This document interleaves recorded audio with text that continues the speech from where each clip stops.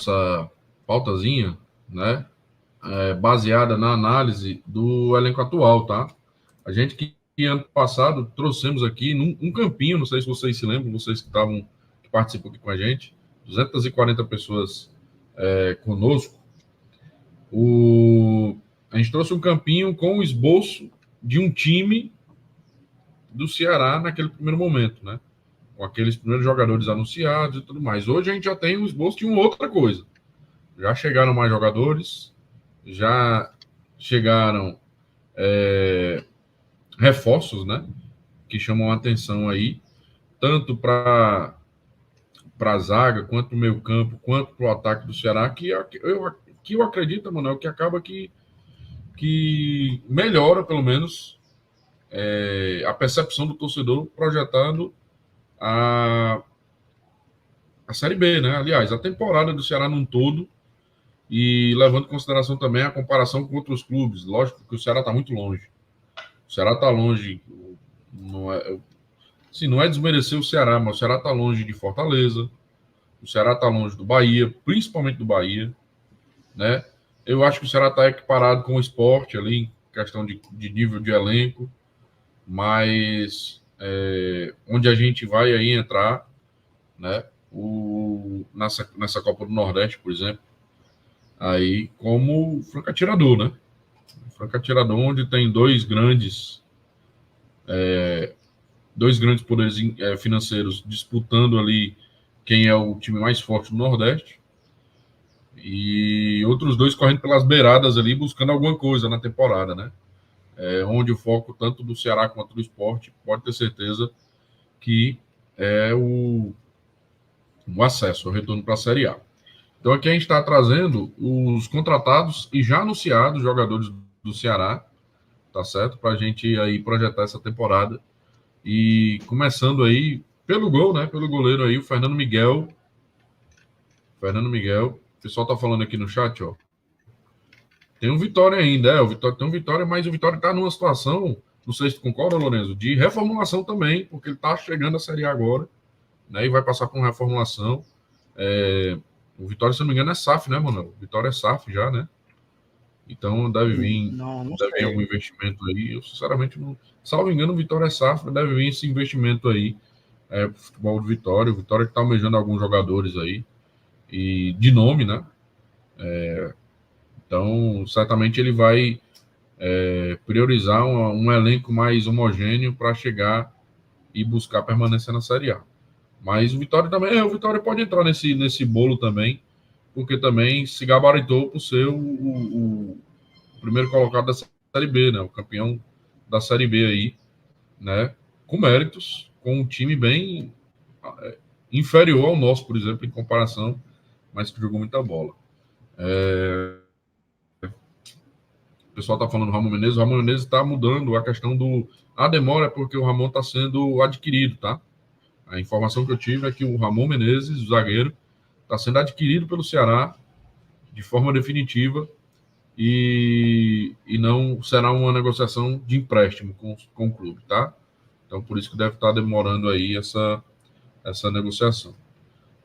O pessoal falando no chat aqui, Lucas Prato também, bom jogador. Foi o Anderson Mendes aí. Se é Mendes, o cara entende. Queria o Lucas Prato, bom jogador, mas eu também, sinceramente, eu não sei, tá? Felipe Franco, não conheço quem é. Felipe Franco. Boa tarde, amigos. Vou passando aqui no chat rapidinho, Manuel. Boa tarde a todos os amigos. Sinto perceber que o começo da temporada do Ceará será muito difícil, pelo simples fato de literalmente ser um novo time. Concordo. Isso que a gente já falou diversas vezes, o Ceará está remontando, né?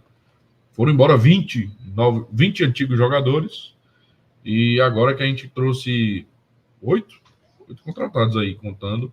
Exato. Pela lógica, 8 novos jogadores, ainda tem jogadores oriundos da base, deve chegar mais gente, então realmente é um novo time para o Ceará para essa temporada. O pessoal já está projetando aqui, o Emanuel, já a gente chega nesse mérito aí tem um campinho lá no final, viu? Boa, tem um campinho, já a gente vai entrar no campinho, mas tá aí, ó. Vamos debater essas primeiras contratações, o que a galera tá achando do Fernando Miguel, o que achou, né, da contratação do Fernando Miguel.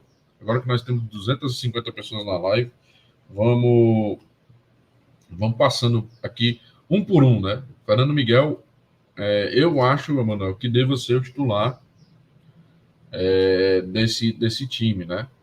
Muito levando em consideração o que aconteceu. O que aconteceu com teve uma confusão interna do Mancini com o Bruno, né? O Richard tinha perdido a titularidade, não aceitou isso muito bem. E aí o Ceará traz um terceiro goleiro, que talvez seja ali um nível dos dois que aqui estão, né? E certamente trazendo esse goleiro mostra para eles que o Fernando Miguel é o titular, né? Então eu acho que aí, nesse primeiro momento, seriam eles os titulares. E a camisa do Ceará caiu bem nele, né? Cara, essa camisa tá absurda, né? Essa camisa de treino nova. Não é bonitão, bicho, tu é doido. Tá bom. Combinou, né? Combinou direitinho. O Tá de Ceará... terno, todo treinamento até agora é um terno que ele veste. O Ceará chegou aí a 8 contratações anunciadas, né? E o que a gente falava nas últimas... acho que a live da semana passada, que faltavam aqueles nomes para dar... Que a gente falava até do Vina, né? Que foi um corte que viralizou muito.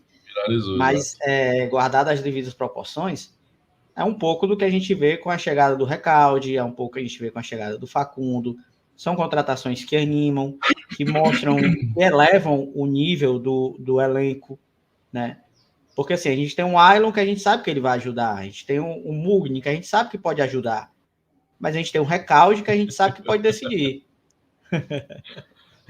A gente tem um Recalde que a gente sabe que pode decidir, a gente tem um Facundo, que é um cara que, apesar de não ter muitos gols, tem muitas assistências.